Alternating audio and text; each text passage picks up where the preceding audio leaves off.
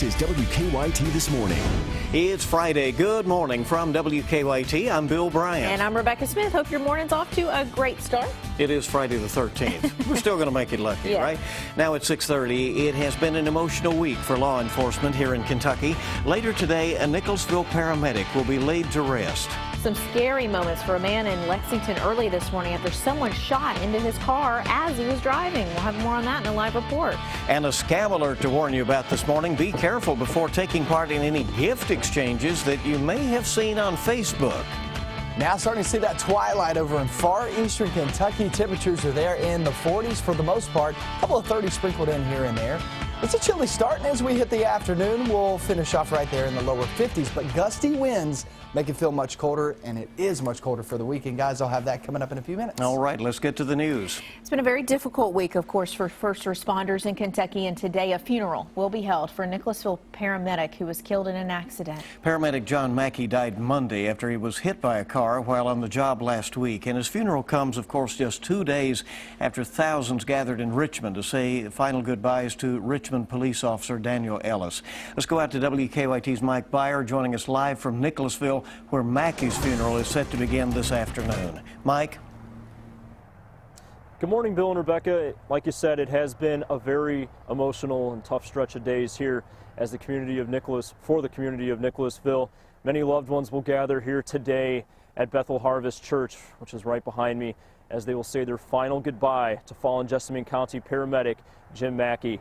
This after, according to Nicholasville police, Mackey and another paramedic were on duty last week when their ambulance was clipped by a car. Police say as Mackey got out of the vehicle that he was struck by another car. He died on Monday at UK Chandler Hospital after donating his organs. Like for fallen Richmond police officer Daniel Ellis, there has been no shortage of people reaching out and stepping up to show their support for Mackey, his family, and the community. That will continue today here at Bethel. The funeral service is scheduled to begin at 2 p.m. We are told during this time that traffic along US 27 could be impacted. Now, this is, like we mentioned, a very emotional time for Jessamine County and first responders all over, especially back on this day in 2001 as 3 deputy sheriffs were shot, resulting in 2 of them being killed. In Nicholasville, Mike Byer, WKYT. Mike, thank you very much. And the community is still finding ways to support the family of Officer Daniel Ellis over in Richmond. This afternoon, Champions Bar and Grill in Richmond will be holding a fundraiser. They have a lineup of events lasting all day, including a charity poker tournament, a silent auction, and some live music. And all donations given at the door will go to the Ellis family. New this morning, a man is recovering after he was shot at while driving. Frightening situation. It happened early this morning near the intersection of Kennesaw Drive and Armstrong Mill in Lexington. WKYT's Michelle Chamberlain is live from St. Joseph East Hospital with the latest information. Michelle? Yeah, good morning. Lexington police are looking for a dark blue Dodge Charger after a driver says his back window was shot out of his car. Now, 2 men say someone shot at their car last night as they were driving on a Lexington road. One of those men ended up here at St. Joseph East Hospital. Police say they received a call for shots fired near Armstrong Mill and Kennesaw Drive in Lexington, but couldn't find anything. Later, around 1:30 this morning, police say that someone showed up at St. Joe East saying glass got in their eye after someone shot out their car window. Police do believe this incident is related to the shots fired call they received earlier in the night. Now, the victim said he was driving down Armstrong Mill when someone shot out his back window. There was another man in the passenger seat. Police say they're unsure which person was injured. Now, one of the victims was able to see a car driving off from nearby Kennesaw Drive. The men then drove here to the hospital. Police say they did find several shell casings on Kennesaw Drive, and they don't believe the victims were being targeted. Live in Lexington, Michelle Chamberlain, WKYT. All right, thank you, Michelle. A Laurel County mother's in jail after police say she stashed drugs in her baby's crib. 20-year-old Autumn Martin is charged with child endangerment and possessing drug paraphernalia. Police say apartment managers noticed a smell of marijuana coming from her Corbin Manor apartment. When police got there, they say that they found the drugs inside Martin's daughter's crib. A neighbor says she's saddened that a parent would let their child be around drugs. I do advocate for medicinal marijuana, but to put your stuff as an adult in your child's belongings or have it near your child, that's just dangerous. Well, deputies say Martin told them 43-year-old Erin Byers was babysitting her 5-month-old while she was smoking. Both Martin and Byers are now lodged at the county detention center. Relatives are now caring for the baby, who was not hurt. We have some new details this morning about a man wanted by police in Kentucky who got caught after applying to be a police officer in Michigan. 25-year-old John Rose will face a judge today for an extradition hearing. The Wayne County Sheriff's Office up in Michigan says Rose applied to become a police officer in Detroit back in September. And while doing the background checks, they discovered that Rose had a warrant out of Madison County here in Kentucky for sexual abuse, sodomy, and rape. The Michigan Sheriff's deputies arrested Rose after asking him to come to their office to complete the application paperwork. Well, new this morning, a Louisville mother is demanding answers after she says her young son was attacked and robbed. Sherry Logsdon told WKYT in Louisville that her 13-year-old was walking home from school when he was attacked. The boy told his mom that 2 men got out of a car and told him they wanted his headphones. When he said no, they punched him multiple times, grabbed the headphones, and drove off.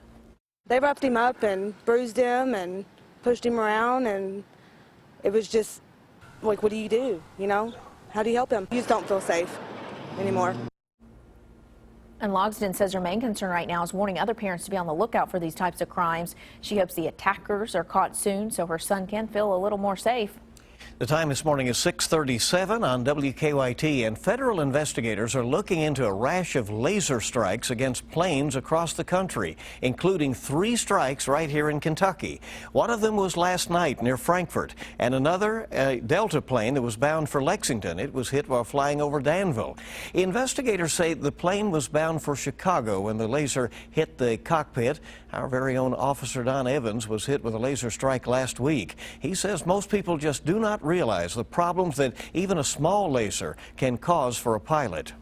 The cockpit just lights up, just brilliant illumination in the cockpit, this green laser, everything turns green, and you can't see your instruments. It's a matter of time before it's going to get someone hurt. That's just the bottom line. The FAA says there have been more than 5,300 laser strikes around the country so far this year. They also want to remind people that shining a laser at a plane is a federal crime. Well, the growing frequency of the laser strikes has worried pilots and lawmakers across the country. While pilots have about 5,400 this year, that's up from just around 400 back in 2006. Some lawmakers are now calling for bans on the lasers. But the green lasers should be banned. They should not be allowed to be sold at hobby shops or anywhere else. If you need them for a special purpose, you should get the permission of the FAA or other local authorities. And that's the legislation I've introduced. Analysts also say that bans and stiffer penalties would prevent more strikes from occurring. The case against a Lexington man who's accused of killing his mother will be moving forward now. The Herald-Leader reports a grand jury indicted Jack Clemons on murder, evidence tampering, and credit card fraud charges. Back in July, Lexington police found his mother Shirley dead in her home on River Park Circle. They say Clemons smothered her by wrapping her face in duct tape. After a chase, police finally caught up with Clemons in Kansas. We have some new information this morning. The president of the University of Louisville is now apologizing for a controversial Halloween photo of his staffers. The photo shows President James Ramsey and his staff members wearing sombreros and fake mustaches. Ramsey sent a letter to students and staff saying that he is sorry and takes responsibility. Ramsey says changes will soon be coming to the school in Louisville. He plans to recruit more Latino staff and provide more financial aid. Well, if you have seen a holiday gift exchange making the rounds on Facebook, do not be fooled. That's the word. Maybe you've seen your friends posting about the Secret Sister gift exchange. It is actually a scam and it is illegal. Here's how the exchange claims to work. You pay $10 for one gift and you end up getting 36 gifts in return. However, it is actually just a pyramid scheme. It's considered illegal because an online chain letter, which is illegal if it requests money. Some people say they did receive some gifts, but most of the time it was something very small and probably not very expensive, I would guess. Investigators are trying to figure out who pulled off a daring theft at the top of Kentucky's tallest mountain. Police say someone stole a 2,000-pound generator from the top of Black Mountain in Harlan County. It actually belongs to East Kentucky Power. The company says the generator is worth $25,000. They're offering a $5,000 reward for anyone who has information. Well, we now know when a religious theme park in northern Kentucky will be opening to the public. It will be July 7th of next summer. That is the date. Answers in Genesis says the first phase, a massive 510-foot-long wooden boat, will open up next summer. The plan is to have 132 exhibit bays, some with live animals inside.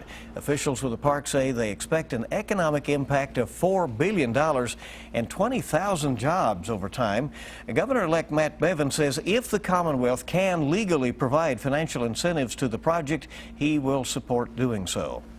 All right, let's check to see how traffic is moving on this Friday. Hopefully there's no issues out there, seeming as it's going into the weekend. And heading into the rush hour, and let's go out to Officer Don and check on live. Okay, there we go. Don, go ahead. Oh, there we go. Hey, look, we'll start off the live view of Lexington traffic flow to get an idea of what's happening this morning. Now, of course, you can see everything is in the green so far, so that means we're good to go. Inbound on 75, if you're coming in from Scott County this morning or from Richmond, 64 is okay too. Some construction things to maybe be a little bit aware of this morning. The Todd's Road project, of course, the widening project there at Hayes Boulevard could cause some delays here in the next 30 minutes. And same deal there on Versailles Road approaching the Circle. As far as our drive times go for now, though, no real complaints to deal with, at least so far this morning. Coming in from Richmond, looking good. Coming in from Nicholasville, 13 minutes. From Frankfort's about 27 minutes. You can see from Georgetown, only about 15. We'll keep you up to date. Now back to you guys in the studio. All right. Most folks in for a good ride this morning, it looks like. And be careful. Seatbelt on. Let's make it a good ride in. It is 6:42 right now. When police responded to a suspicious activity report at an Oregon art gallery, they were expecting burglars, but not of the fuzzy variety. We'll tell you about more of these white-collar criminals after weather.